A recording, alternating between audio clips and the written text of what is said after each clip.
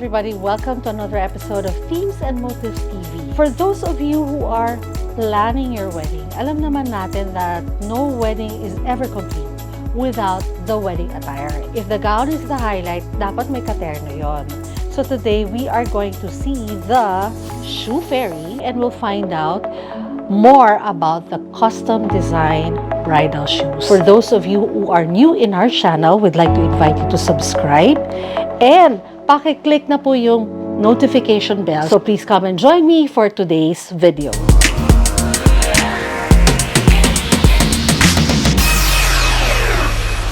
Hello everybody, we're here with the Shoe Fairy, Miss Doreen Odvina. Hello Doreen. I thank you so much for having us here. Alam ko you're so busy, but you made time for us. So, yes, so ito na, tatanungin na kita because a lot of, I'm sure, brides out there who are in the planning stage, syempre may mga ina-envision yan ng kanilang attire for the wedding day. And when it's attire, it's not necessarily just the dress.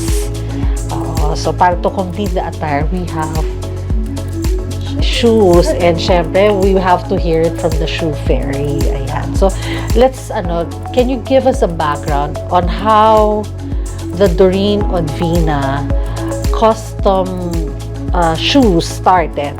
Saan ba nag-umpisa lahat? Kasi you also have the Shoepatos brand. Yeah. Actually, Shoepatos is a brand name that my daughter thought about. It was very impromptu because I really love shoes and I wanted to make my shoe brand years ago, like 10 years ago.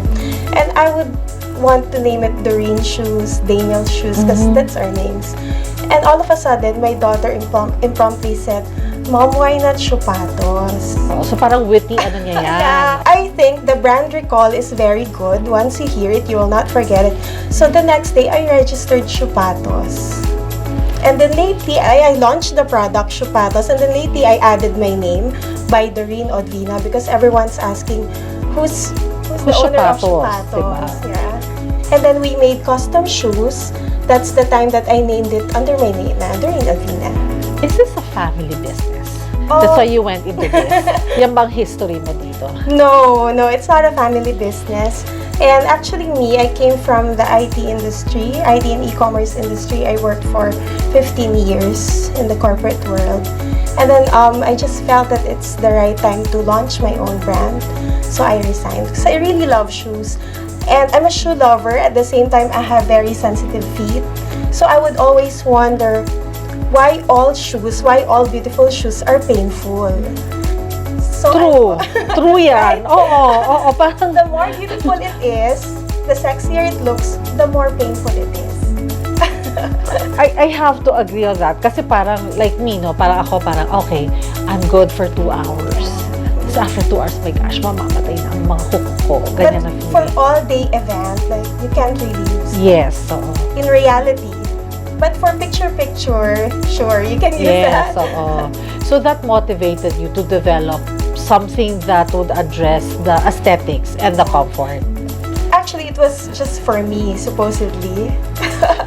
But a lot of people loved it, so I shared it with everyone. And it became a business. Yeah. And you said you loved shoes, no? So ever since, or when did you realize na you like shoes? To be specific, I like sparkly shoes. Because when I was a little girl, kinder, my mom would always buy shoes for me, which are full of beads, colored gold. I have a lot of pictures in my childhood now wearing sparkly shoes. So I think I got it from that. Oo, so dala-dala mo yun. Alam mo, when you were saying that, parang nainggit ako kasi my mom naman, God bless her soul, very no-nonsense person. So I only had black, brown, and white. Parang gusto ko sparkly shoes. She had sparkly shoes. But, so that's where the love of, kaya ito mga inspired by that childhood memory. Also inspired by the personality of my mom. Because my mom is a creative dentist. She likes beautiful things. When I was a kid, she makes yung mga hair bows sa akin. Mahilig siya sa mga beads din, ganon. And that's where your artistry comes from, I would suppose. Sige, let's talk about naman your product and your brand. Okay, so of course it's it's common knowledge na hindi lang ikaw ang customized shoes, no? But of course, you did something really different.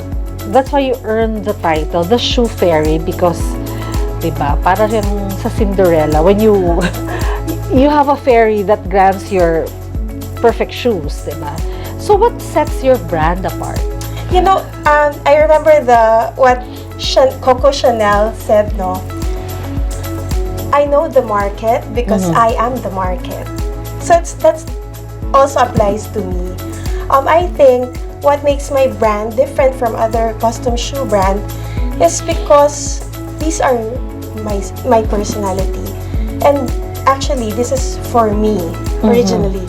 It's comfortable, it's sparkling, it looks like a dreamy fairy tale shoes because that's what I really like.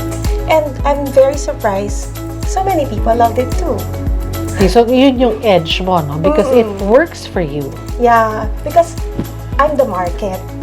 I think, you know, in any type of product, you should really love the product that you're making because if you love it, you will really be able to launch and execute a very nice product.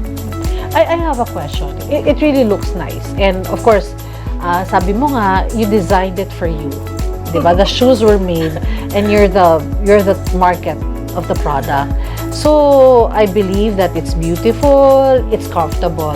Is it durable? Yan yung usual questions nila. Oh yes, of course. Especially if the beadwork is made of Indian beading. That's very matibay. What is the difference between an Indian beading and a regular Because beading? the way that the beads were attached, were embellished, you know, they use kasi yung parang bordador na it's different. Parang each bead is sewn and then binubuhol kasi siya. So, it's very nice. And the details are very intricate. The details are perfect, proportioned, mirrored. Okay, so it's sewn into the fabric, the material. The mesh. Oo, so kasi I was thinking parang nakadikit lang. Some are dikit, some are tahi and dikit. Kaya durable siya in that sense. Okay, so how do you come up? What is your creative process? Because you do the designing. Yeah. Actually, the creative process differs. It depends. Sometimes my creative ideas would come when I see the client, when I see the bride. So if I see the bride being very simple, so I kind of know what is her personality. So I'll make something classic, and I'll ask her, "What is your dress? What is your profession? Are you a doctor? Are you an actress?" So it also depends on where they will use it after the event. So we want to make sure kasi na we're making a pair of shoes not only on the special day but also on regular days. Yung sulit yung paggawa. Hindi lang siyang pang after. Not just for one day. Hindi lang siya para after one day you display it. Yeah. So usable siya. So yun yung what you end goal mo. Yeah. Okay. I think that's why we have a lot of returning customers because after their event, their birthday or wedding, they're able to use it again. And they get used to the comfort of the memory foam footbed. So they want more. So they always come back. Do you have customers that would ask you to make shoes for them that are not so sparkly? Yeah. And actually, you know, that's my struggle. Parang napupusay ka, ayaw na sparkly. Yeah, when the bride is a minimalist bride or the client is very simple, actually that's when I feel the challenge. But if the client is a maximalist, very hikay, it's very easy. Okay. So, na-challenge ang creativity mo pagka mas simple. Yeah, even for men's shoes. If I see the guy being a little funky, so it's nice to make designs for them, but it's very simple because I'm not, I'm not a minimalist type of person. That's when It becomes I feel a challenge. But you mentioned men's shoes. So did you launch it at the same time, or the women's line came first before that? The women's line came first, but just in few months, men's shoes appeared na rin because of the demand. And of course, diba, I mean, ang kinakasal naman, not just the brides, diba? We always say in themes and motives, yung weddings, it's the groom's day too. Yeah. Because a lot of times left out yung mga grooms natin because everything is parang marketed towards the bride. So it's good also that when they come here, you have both, diba? And actually, I'm surprised because this year, the percentage of the shoes that we make for men is really increasing. It's skyrocketed. Talaga, compared to last year. Oo. So do you say, can you say that men are becoming more, the grooms to be maging fashionable? Maybe because we gave them more options on the designs because we launched extraordinary designs that they don't see in the mall. So maybe that's why. And maybe with also those that customize, medyo limited din yung design nila. And because we also developed the secret lifter that makes the groom and the men taller. Secret lifter. Yeah. So inside, like, for example, this one inside, there's a secret lifter. And it makes you, how many inches taller? 2 inches taller. Oh, okay. So hindi kailangan dayain doon sa heel, no? Inside. That's siya. why I just call it secret lifter. Okay, and that's very popular with the grooms. Okay. Kanina you mentioned that part of your creative process is that oftentimes it depends on how the client is, diba? What the client looks like, yan ganyan. Okay, so the short time that we've been talking, kunwari, diba, in-assess mo ko, if you were to design, let's say, a pair of shoes for someone like me, diba? Para sample lang of how Doreen's mind works. What kind of customized shoes would you do for me? Okay, based on your profession and the clothes that you wear every day, because in our industry we always wear black, but sometimes we also like to wear different colors. I would make a pair of shoes for you in nude color. And then I'm gonna make something that's, can be transformed into a simpler look. So let's say the ankle strap, I will have an ankle strap embellished for special occasions that you'll attend to. But if it's a casual event, you can remove that strap and use a simpler strap. And then it will look simpler. Oh, so okay. I kind of like that, ha? Parang versatile siya, no? Yeah. Depende. Of course, in our line of work, kailangan talaga pwede ka mag-switch anytime, di ba? Okay, so yun yung sample pala, like when you see someone, okay, this might work for her. Okay, people say that parang sometimes parang it's, although you said nga na you don't want it a one-time use, you want customers to keep using it even after the event. But yun nga, sabi nila parang custom shoes are so expensive. Is it worth it? Well, actually, during special events, we really spend in the gowns and the suits. But sometimes people forget that the shoes, they can use it after. Because the bridal dress, you cannot use it again, right? But the shoes, you can use it again even the next day. Yeah. In fact, even for like if you, alam mo yun, especially if it's like a milestone event and you wear a gown, parang you can't use it. You can use it again, but siguro you'd give it time, like maybe 2 years, yung ganon. 25th silver. Yeah, like parang, sige, parang this is such an iconic gown, so everybody remembers it, so I have to give it a rest. But the shoes, pwede siyang repeat use. So sulit yung investment. Okay, so are there any trends? Do you follow any trends? I don't care. You don't care about that? I don't care. Because my designs are very personal, because shoes are very personal. So it really depends on the needs of the client. So like, for example, it's a garden wedding. So I wouldn't give the client a pointy heel. So I'll design something with chunky heel. If I see the client na medyo petite but needs chunky heel, I'm gonna make the heel clear so that it doesn't look heavy. Because if the body type is very thin, slim, then I want to make shoes that looks light, not heavy. Ganun pala Proportion. yun. So you also take a look at the physical structure of the client. And I think that's, sabi mo nga, you have repeat business, that's probably what they love about Oh. na ina-assess mo na parang, okay, if it's So, dead maka sa trends. What if somebody comes here na parang, Doreen, I saw this and this, especially the young ones, no? They see it on TikTok or Instagram. We can make that an inspiration and then, customize it according to their needs and to their personality. But we don't copy, especially luxury brands. We don't, because we really want to make something that only you will have. So, inspiration lang, di ba? So, walang mukhang knock-off. Yan. No.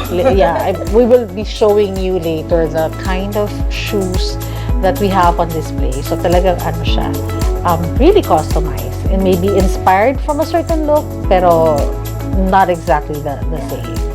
Yan. So, what advice would you be giving grooms to be and brides to be when it comes to choosing their footwear? Okay. For the shoes, during the special events, they should order a custom pair of shoes right after they decide what will be their gown and suit, because they will need it during their fittings. It's not a last-minute thing to prepare for. That is so true. Kasi sometimes parang afterthought na lang no? Yeah. Oo. Usually kasi last things, because they say it's just a small thing, part of souvenirs, the latter part of the preparation. But actually, we should finish it before your gown and your suit will finish.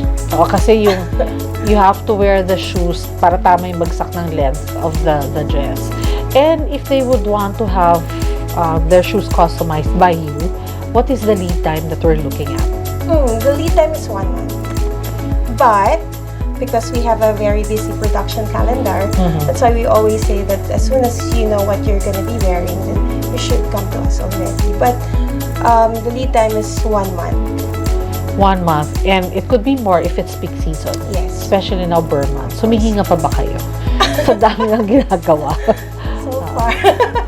Oo, diba? No, but when we have larger volume of orders, we innovate our ways of shoemaking internally.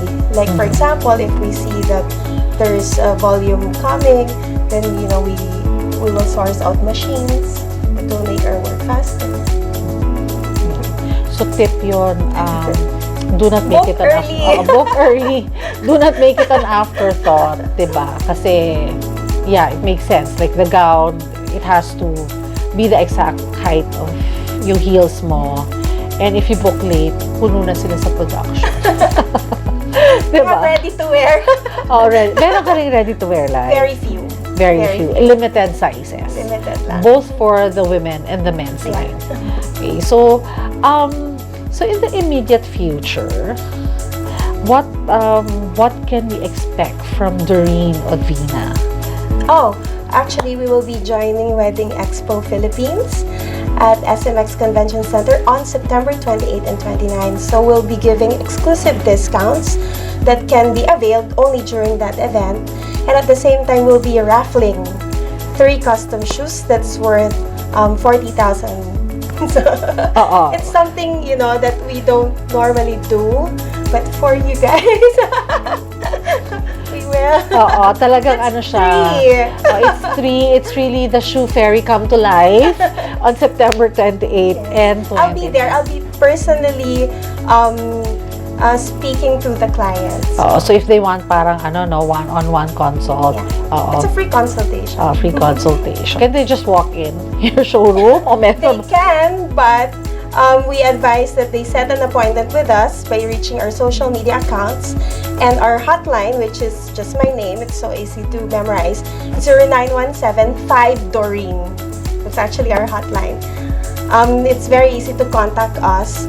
They should, set an appointment. But they can also walk in. There's a lot of, people here at the pen who just goes up and knock. But it's better to set an appointment so that we're sure that we can accommodate. Yes, so kasi baka may client, then they would have to. So you'll have your own slot, your own moment. Uy, Doreen, thank you so much for chatting with us. And we were excited sa iyong pakulo in Wedding Expo Philippines. So, it's not just the discounts. We will be raffling off 3 beautiful pairs of brides customized shoes. Ang swerte naman ng tatlong bride na yon. Okay, so, we will see you guys at Wedding Expo Philippines, September 28 and 29 at the SMX Convention Center. To everyone who's about to get married and about to have their special occasion, you can contact us, and you can also come here in our shoe atelier located at room 246 of the Peninsula Manila. You can try on our shoes so that you'll experience the comfort of the memory foam that is patented, meaning only us can has that. So that you can experience the comfort and you'll understand why a lot of people love it. Ayan. So, we look forward to seeing you guys here one of these days. Thank you so much for tuning in to our channel. We'll see you again in Teams and Motives TV. God bless you all and see you!